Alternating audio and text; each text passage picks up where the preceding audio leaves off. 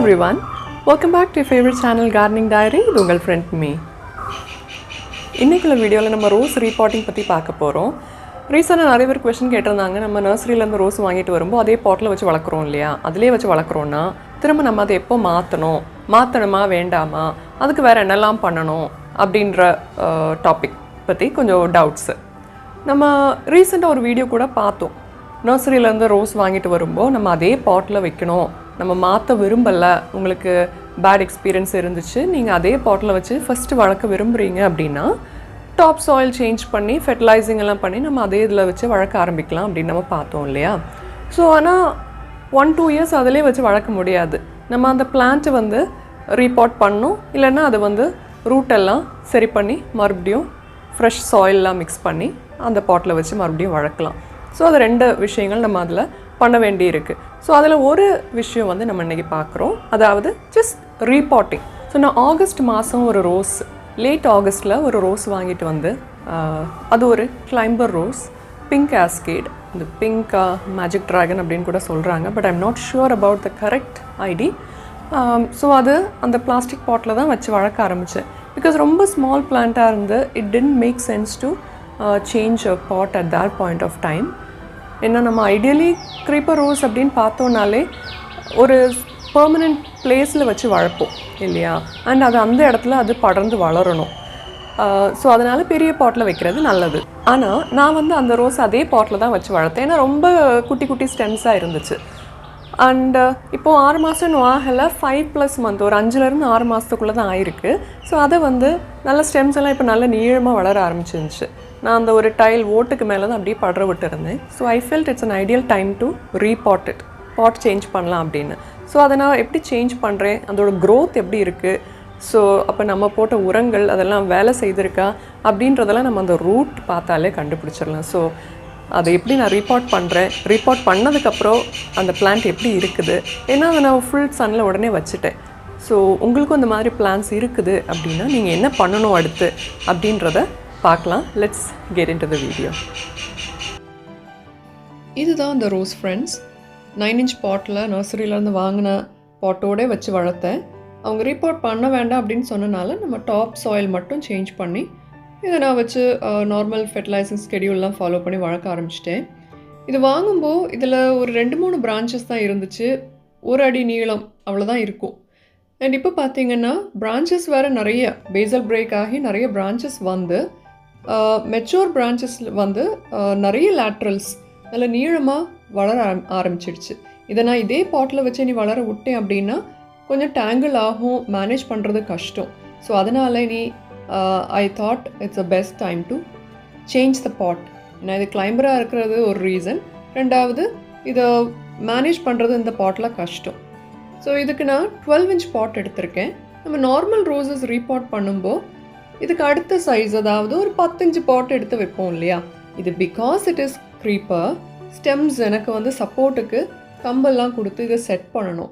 அப்போ நான் 10-inch பாட்டில் வச்சேன்னா மறுபடியும் மாற்றி இந்த ஸ்டெம்ஸ் எல்லாம் ரொம்ப நீளமாக இருக்கும், கஷ்டம். அதனால் நான் ஒரேடியாக 12-inch பாட் மாற்றுறேன். ஸோ நீங்கள் வந்து கொடி ரோஸ், அதாவது க்ரீப்பர் ரோஸ் வாங்கி வச்சுருக்கீங்க அப்படின்னா இந்த மாதிரி பாட்டில் வச்சு வளர்க்குறீங்கன்னா நம்ம லைஃப் ஃபுல்லும் அதே பாட்டில் வச்சு வளர்க்க முடியாது. We have to change it இல்லையா.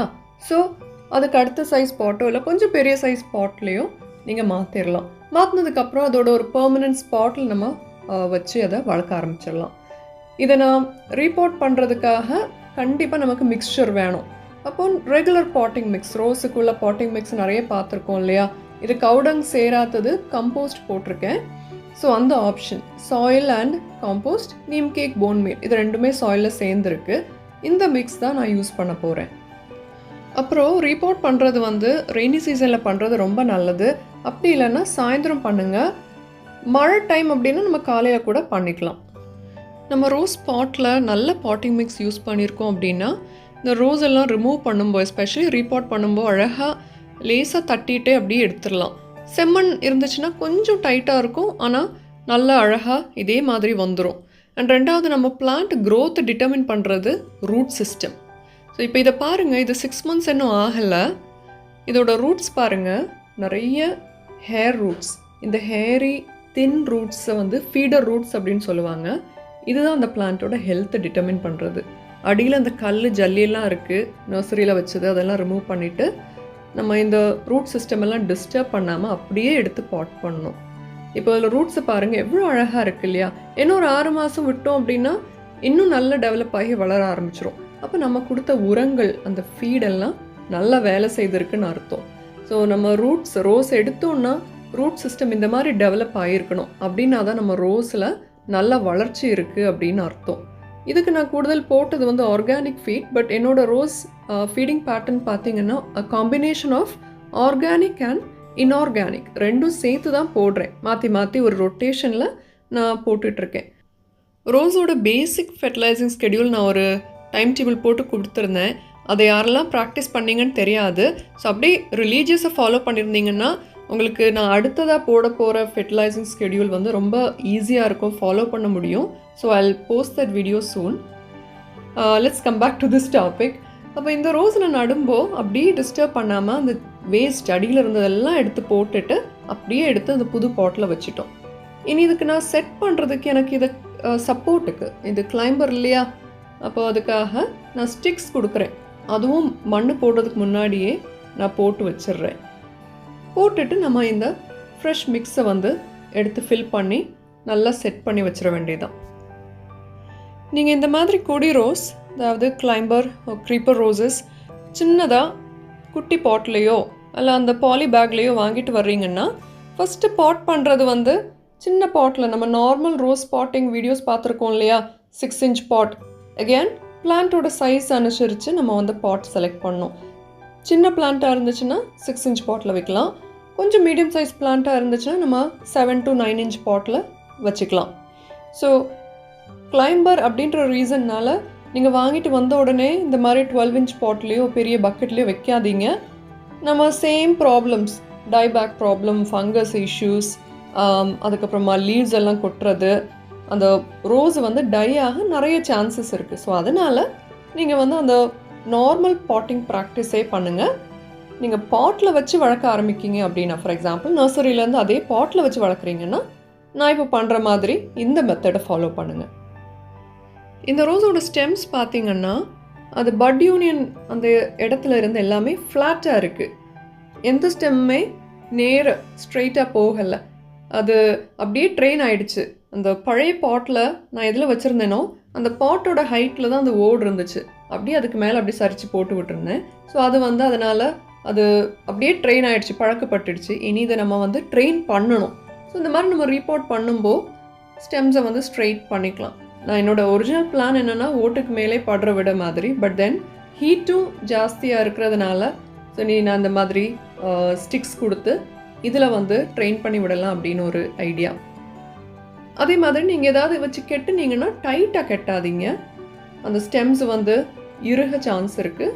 இந்த மாதிரி கொஞ்சம் லூஸாக நல்ல கேப் விட்டு கெட்டணும். பட் அந்த ஸ்டெம்ஸ் வந்து கீழே போகாத அளவுக்கு, அந்த கம்பெல்லாம் சரிஞ்சு விழாத அளவுக்கு நல்ல சப்போர்ட் கொடுத்து லூஸாக இந்த மாதிரி நீங்கள் கட்டி விடலாம். தென் ஆஸ் யூஷுவல் பாட் பண்ணதுக்கப்புறமா தரவு வாட்டரிங், நல்ல ஒரு வாட்டர் பண்ணி இந்த ட்ரெயின் ஆகிற வரைக்கும் அந்த வாட்டர் பண்ணணும். நம்ம அந்த பாட் ஃபுல்லும் நான் நிறச்சி வாட்டர் விடுவேன், ட்ரெயின் ஆகி போயிடும். தென் மற்ற ரோஸுகள் நம்ம எப்படி வைக்கிறோமோ அதே மாதிரி ஒரு 2-3 நாள் ஷேடில் வைக்க வேண்டியது தான். இதுக்கு வந்து என்னோடய பிளான்ட்டில் ஷாக் வரல. ஏன்னா நான் இது ரீபாட் பண்ணும்போது கொஞ்சம் அந்த மழை டைம் இருந்துச்சு, 2-3 நாள் மழை பெய்துச்சு. ஸோ எனக்கு அந்த இலை வாடல், அந்த இலை மஞ்சள் ஆகிறது, அந்த மாதிரி எந்த ப்ராப்ளமும் வரல. பட் உங்கள் ரோசஸில் அது வரலாம், தட் இஸ் குவைட் காமன். இப்போ நம்ம ஃபர்ஸ்ட் வாட்டர் பண்ணிட்டோம் இல்லையா, இனி அடுத்த வாட்டர் வந்து இது எப்போ ட்ரை ஆகுதோ அப்போ தான் விடணும். டெய்லி நம்ம தண்ணி விட்டுட்டு இருந்தோம் அப்படின்னா ரூட் ப்ராப்ளம் ஆக சான்ஸ் இருக்குது. நியூலி பாட்டட் ரோசஸில் ப்ராப்ளம்ஸ் வரும் பார்த்தீங்களா, அதே பிரச்சனைகள் வர சான்ஸ் இருக்குது. இந்த வாட்டரிங்கில் மட்டும் கொஞ்சம் கவனமாக இருங்க. இந்த மாதிரி ரிப்போர்ட் பண்ண உடனே ஃபீட் எதுவும் கொடுக்க வேண்டாம். 3 டேஸ்க்கு அப்புறம் இந்த பிளான்ட் கொஞ்சம் ஸ்டெபிளைஸ் ஆகி ஒரு 7 டேஸுக்குள்ளால நமக்கு வந்து புது க்ரோத் பார்க்கலாம். லீவ்ஸ் தொழிஞ்சாலும் டோன்ட் வரி, நியூ க்ரோத் வந்து ஆட்டோமேட்டிக்காக வர ஆரம்பிச்சிரும். நான் வந்து ஓப்பன் டெரஸில் தான் வச்சுருக்கேன். எனக்கு கிளைமேட் நல்லா இருந்தனால நான் இதை ஷேடில் அப்படியெல்லாம் மாற்றலை, இதே பிளேஸில் தான், ஸ்பாட்டில் தான் இருந்துச்சு. அதுக்கப்புறமா நான் இதை வந்து டாப் ஃப்ளோரில் மாற்றிட்டேன். நீங்கள் இப்போ தான் ஃபஸ்ட் டைம் ரோஸ் ரீபாட் பண்ணுறீங்க, கொஞ்சம் அன்கம்ஃபர்டபுளாக இருக்குது அப்படின்னா ஒரு டிப்ஸ் சொல்கிறேன், அதை ஃபாலோ பண்ணுங்கள். நம்ம ரீபாட் பண்ண உடனே ஃபஸ்ட்டு வாட்டர் பண்ணோம் பார்த்தீங்களா, நார்மல் வாட்டர் தான் விட்டோம். இந்த தண்ணி ட்ரை ஆகிறதுக்கு ஒரு 2 to 3 days ஆகும். அடுத்த வாட்டரிங் பண்ணும்போது நார்மல் தண்ணி விடுறதுக்கு பதிலாக அந்த தண்ணியில் கொஞ்சம் ஹியூமிக் 1 கிராம் ஹியூமிக்கோ 1/2 கிராம் ஹியூமிக்கோ, இப்போ இந்த மாதிரி சைஸ் பிளான்ட்டுக்கு 1 கிராம் ஹியூமிக் வந்து ஒரு 1/2 லிட்டர் தண்ணியில் நம்ம கலந்துக்கலாம். ஸோ அந்த ஹியூமிக் கூட 1 கிராம் 1/2 கிராம் எப்சம் சால்ட் அதுவும் கலந்து நம்ம விடலாம். 2 வாட்டர் நம்ம கொடுக்குறப்ப இந்த ஹியூமிக் வாட்டர் நீங்கள் கொடுக்கலாம். That is optional. நான் வந்து பிளெயின் வாட்டர் தான் கொடுத்தேன். 1 வீக்கில் எனக்கு பிளான்ட் வந்து நல்லா ஸ்டெபிலைஸ் ஆகி க்ரோத் வர ஆரம்பிச்சிச்சு. அப்புறமா ஃபெர்டிலைசர் போட்டு விட்டுருக்கேன் பாருங்கள், சிங்கிள் சூப்பர் ஃபாஸ்ஃபேட் தான் போட்டு விட்டுருக்கேன். So the plant is doing okay. அப்போது இந்த மாதிரி கிளைம்பர் ரோசஸ்லாம் நீங்கள் வாங்கிட்டு வந்து வளர்க்க ஆரம்பிச்சிருக்கீங்க, அடுத்து என்ன பண்ணோம் அப்படின்னு தெரியாதவங்களுக்கு இந்த வீடியோ வந்து ஒரு கைடன்ஸாக இருக்கும் அப்படின்னு நம்புகிறேன். I hope it was helpful. யூஸ்ஃபுல்லாக இருந்துச்சு அப்படின்னு நினைக்கிறீங்கன்னா கீழே காமெண்ட் பண்ணுங்கள். இந்த ப்ராசஸில் இந்த மாதிரி ரீபோர்ட் பண்ணும்போது உங்களுக்கு வேறு டவுட்ஸ் இருந்துன்னா கீழே காமெண்ட் பண்ணுங்கள். இல்லை கார்டனிங் டைரி வாட்ஸ்அப்புக்கு send a voice message or a text message.